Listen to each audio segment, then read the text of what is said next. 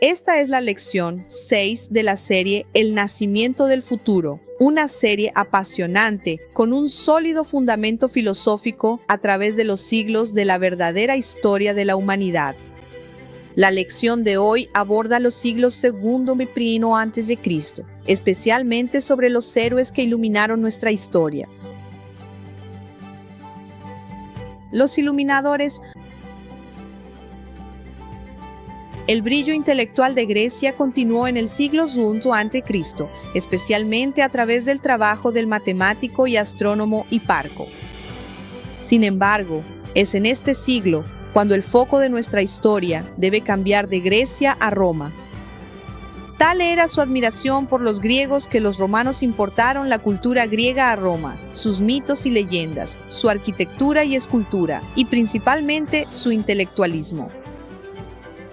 En comparación con la gloria de la antigua Grecia, los romanos añadieron poco a la historia intelectual del mundo, pero Roma fue clave para preservar el intelectualismo griego y llevarlo al mundo moderno. Roma deseaba tener ciudadanos muy bien educados, y por ello, solo los mejores profesores griegos serían aceptables. Esta fue una nueva fase de los iluminadores de la antigua Grecia. La mayoría de los ciudadanos educados en Roma recibieron su educación de tales profesores.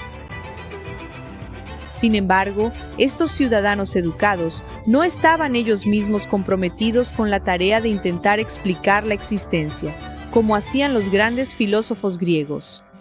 En cambio, los romanos representaban el auge del nuevo movimiento en el intelectualismo que comenzó después de Aristóteles, el de alejarse de los fundamentos de la realidad y centrarse en el mundo físico que los rodea, como hicieron los matemáticos del siglo III. Los romanos eran un pueblo sumamente práctico, y su deseo de ser educados solo servía para mejorar aspectos prácticos, como la tecnología y la ingeniería, así como cuestiones sociales y políticas. Así, la política desempeñó un papel importante en la vida de los ciudadanos romanos. Pero la República Romana difícilmente era la sociedad perfecta con la que Platón había soñado, aunque hubo quienes lucharon para que pudiera mejorar. En Roma, en el siglo II, encontramos a dos magníficos héroes de nuestra historia que lucharon valientemente contra adversidades insuperables en el intento de mejorar su sociedad. Los hermanos Graco. El brillo de los griegos consistió principalmente en su filosofía, matemáticas y ciencias. La República Romana de la época era, por otro lado, una fuerza política poderosa. La política dominó la vida de los romanos mucho más que la de los griegos, aunque por supuesto era de Grecia de donde los romanos obtenían su conocimiento. Aunque los plebeyos tenían representación a través de tribunos, la gran mayoría del poder estaba en manos de los plebeyos. Patricios, una élite interconectada de familias ricas y poderosas. Este modelo romano de política ha permanecido esencialmente en todo el mundo hasta hoy. En la Roma del siglo II a.C., dos notables hermanos se levantaron para arrebatar el poder a los patricios en favor del pueblo: Tiberio y Cayo Graco, nacidos en una rama plebeya de una antigua familia. Ambos recibieron una educación de alta calidad, con los mejores tutores griegos disponibles, traídos para enseñarles. Aunque indudablemente estaban bien versados en filosofía griega y otros temas intelectuales, como romanos, fue la política lo que atrajo a los hermanos conocidos colectivamente como los Graco. El poder patricio se había vuelto aún mayor que antes, ya que vastas cantidades de tierras públicas romanas fueron entregadas a ricos terratenientes patricios que expulsaron al pueblo de esas tierras, reemplazándolos por esclavos. Así, con la tierra siendo trabajada por esclavos, las personas que alguna vez vivieron de ese trabajo quedaron ociosas en Roma. Así, sin otra salida, lucharon por cualquier tipo de empleo. El pueblo estaba sufriendo mientras los patricios usaban trabajo esclavo para solidificar su poder. La riqueza y el poder de estos patricios eran la herramienta para hacer todo lo que querían, siendo casi imposible cambiar ese juego, especialmente porque el pueblo se dejaba conducir fácilmente por discursos demagógicos. Su número muy superior era ineficaz frente a su ignorancia, un sistema perfecto que manifestaba el constante engaño. Sin embargo, los Gracos intentaron cambiar eso. Tiberio Graco, el mayor de los hermanos, fue elegido tribuno de la plebe.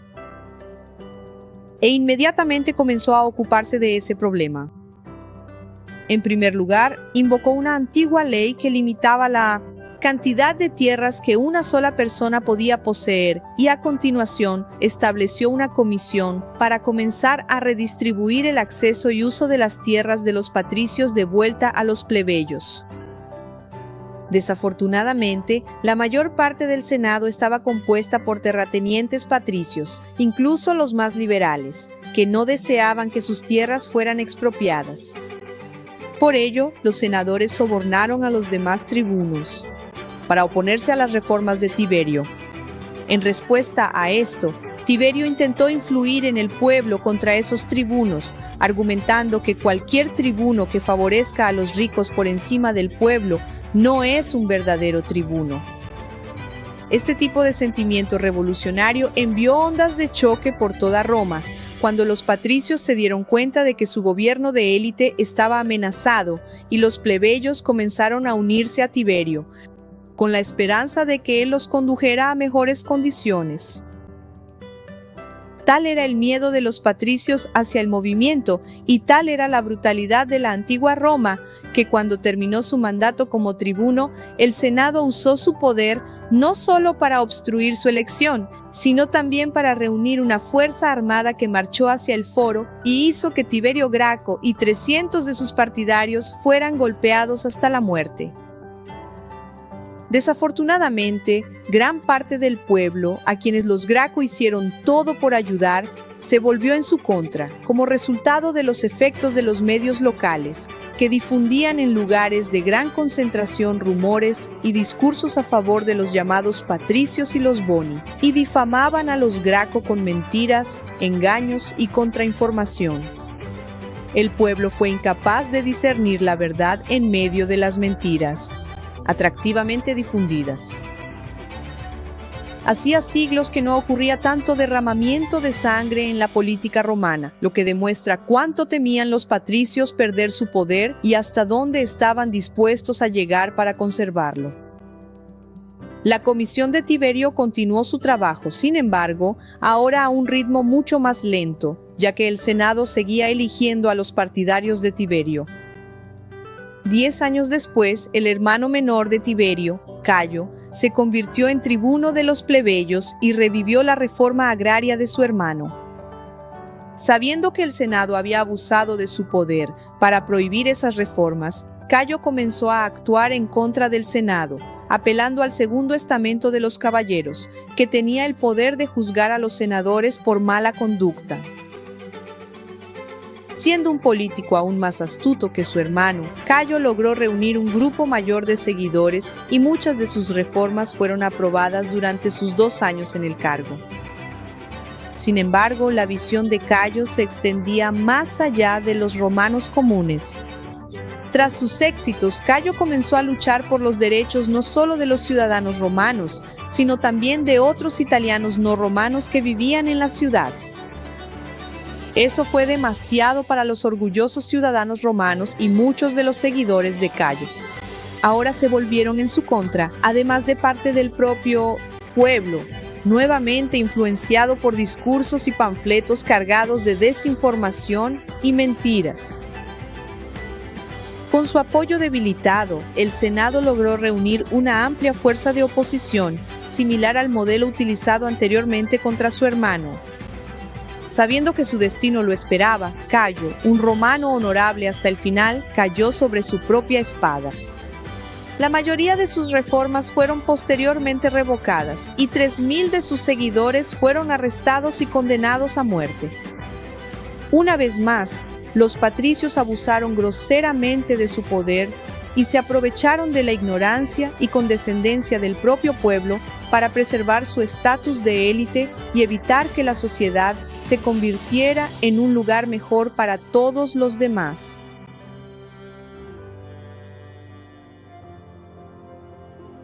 Las acciones heroicas de los gracos y sus consecuencias ilustran las luchas en vano que enfrentamos actualmente, ya que, como en la antigua Roma, el pueblo en su ignorancia apoya la propaganda en lugar de la verdad.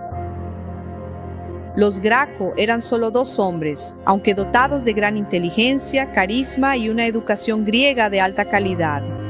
Sin el apoyo a gran escala de un pueblo ávido de verdad y justicia, estos héroes solos no pudieron hacer nada, por lo que su sacrificio fue en vano.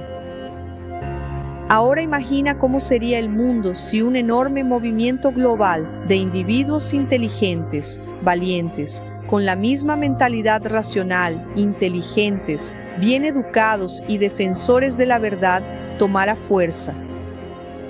Le debemos al heroico Graco la actitud correcta, la de permanecer unidos contra la tiranía, la de continuar lo que empezaron y derrocar el viejo mundo para construir el nuevo, más justo, coherente, armonioso, racional, a través del mérito alcanzado mediante el esfuerzo colectivo. Siglo I a.C.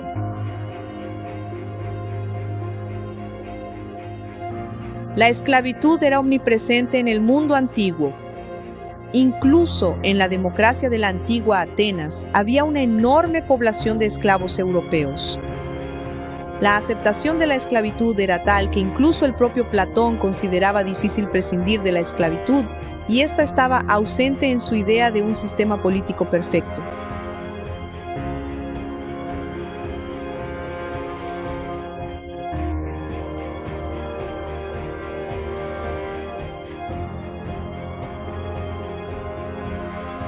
Los Graco habían fracasado en su valiente lucha contra los poderosos, pero esa lucha continuó en el primer siglo antes de Cristo. Sin embargo, en el siglo I, uno de los héroes más valientes de todos los tiempos se levantó del horror de la esclavitud para enfrentarse al poder de la propia Roma, Espartaco. En realidad, no se sabe mucho sobre los primeros años de vida de Espartaco. Es posible que inicialmente haya sido un soldado romano que desertó, hecho que lo habría llevado a la esclavitud como castigo. Como esclavo, su gran fuerza física fue pronto reconocida y fue entrenado para ser un gladiador de peso pesado, obligado a luchar para el entretenimiento de los ciudadanos libres de Roma. Por supuesto, este era un método utilizado por los patricios para mantener. Los plebeyos se distrajeron de sus luchas y les impidieron intentar defenderse. Vanem et circenses, pan y circo. Es la táctica utilizada por las élites a lo largo de la historia para evitar ser derrocadas por aquellos que están oprimidos, y este método ha sido utilizado siempre de manera muy eficaz desde la antigua Roma. La idea es mantener a las personas alimentadas y entretenidas, así, engañadas en un éxtasis de felicidad e identificación con sus ídolos, quedan anestesiadas ante los verdaderos problemas que causan su difícil e infeliz situación de vida, evadiendo el verdadero enfrentamiento, que es la responsabilidad de eliminar a quienes las engañan y oprimen. Los ciudadanos romanos eran famosos por sentir gran placer al entretenerse con actos de violencia brutal, mientras veían a poderosos gladiadores luchar hasta la muerte. Por supuesto, los gladiadores no elegían hacer eso por diversión. Eran esclavos, forzados contra su voluntad y su miserable modo de vida. Si ganaban sus combates, se volvían famosos, leyendas entre el pueblo. Pero si perdían, estaban muertos. Espartaco, sin embargo, había sido soldado, un ciudadano, y por lo tanto, conocía una vida fuera de la esclavitud. Insatisfecho con esta nueva y degradante situación, Espartaco y unos 70 de sus compañeros esclavos gladiadores comenzaron a planear su fuga. Usando utensilios de cocina robados, primero lucharon para escapar de la escuela de gladiadores.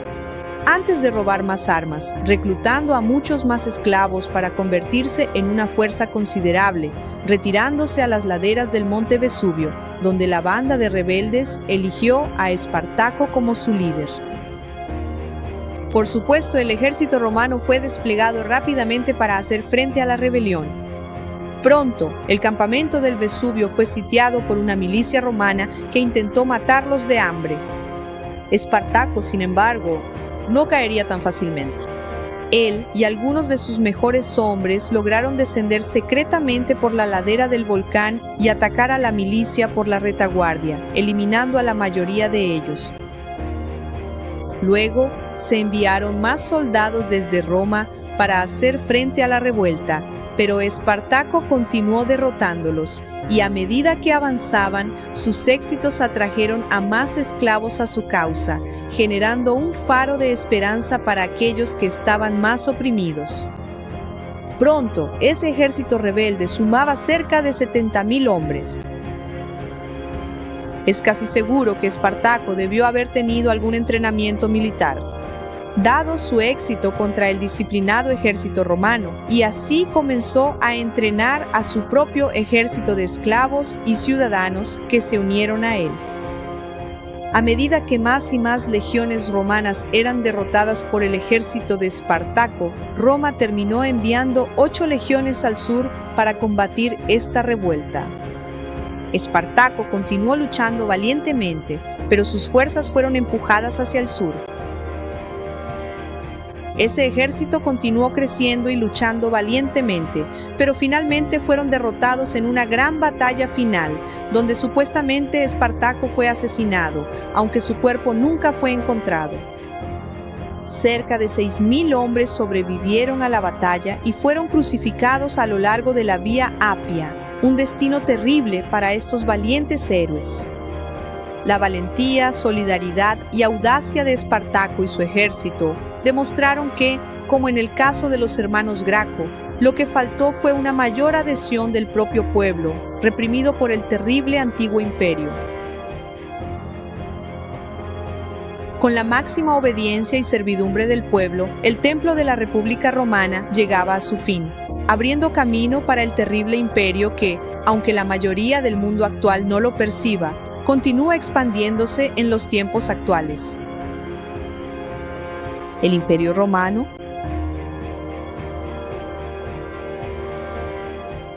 Tras el fin de esa revuelta, el poder en Roma finalmente cayó en manos de un solo hombre, Julio César. César solía apelar al pueblo, aunque generalmente se adhería a las normas de la élite patricia, en términos políticos, utilizando su gran destreza como comandante militar, así como pura crueldad para eventualmente convertirse en dictador vitalicio en Roma. Muchos otros romanos, tanto patricios como plebeyos, se opusieron al poder de César, sintiendo que él había traicionado los ideales de la República y también se había convertido en una amenaza para otros patricios. Se tramó una conspiración y César fue asesinado, apuñalado, en los idus de marzo del 44 a.C. El asesinato de César llevó al caos político absoluto y estalló una guerra civil entre sus supuestos sucesores. El propio César ya había causado grandes daños al gobierno constitucional de la República y, en ese caos, el viejo orden no pudo ser restaurado. Eventualmente, el sobrino nieto de César, Octaviano, más tarde conocido como Augusto, derrotó a sus enemigos en la guerra civil y se convirtió en el único poder de Roma. En esa situación, con la República en ruinas, Augusto reorganizó Roma y en el 27 a.C. se convirtió en el primer emperador romano. Si la República Romana había sido indulgente con las élites y dura con todos los demás, eso no era nada comparado con cómo sería la vida en este nuevo imperio. Lo peor aún estaba por venir, no solo políticamente, sino también religiosamente. Al inicio del imperio, Roma todavía estaba fuertemente influenciada por la cultura griega, su filosofía y su mitología.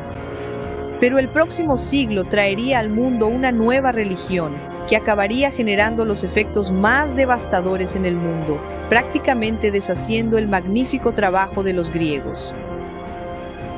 Continuaremos con este tema en la próxima clase. Un abrazo.